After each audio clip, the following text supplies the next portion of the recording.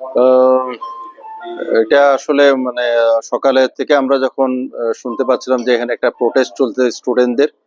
তো এতটা যে গভীর ভাবে প্রোটেস্টটা হচ্ছে সেটা কিন্তু আসলে আমরা কোনো আঁচই পাইনি আমাদের হোটেলে।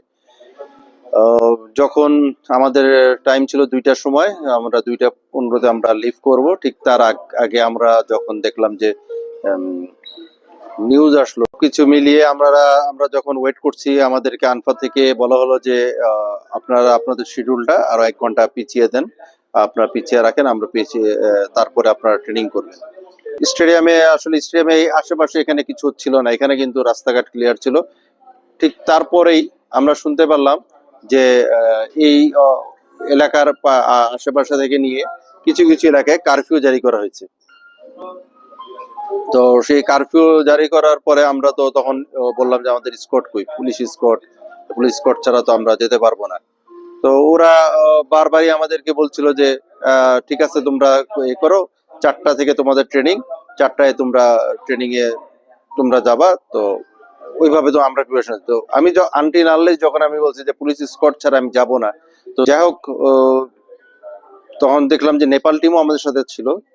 তারা যখন বের হলো, তারা বের হয়ে ট্রেনিং এ যে ওরাও ফিরে আসছে। তো যখন তারা ফিরে আসছে, তো তখন তো আর আমাদের আমরা দেখলাম যে ওই সিচুয়েশন নাই।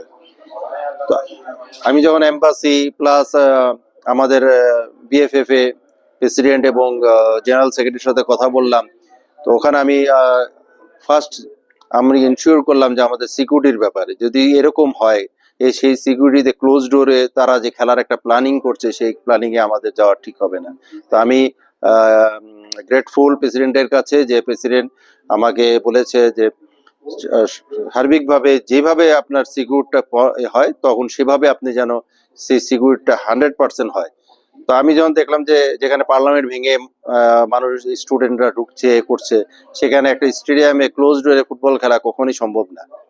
তো যাই হোক, যেটা হয়েছে আমি প্রেসিডেন্টকে থ্যাঙ্কস জানিয়েছি। প্রেসিডেন্ট সাথে সাথে সিদ্ধান্ত নেওয়াতে আমি তাদের উপরে আনফার উপরে বলেছি যে আমাদের এই পক্ষে এইভাবে খেলা সম্ভব না, তোমরা যদি এটা না করো।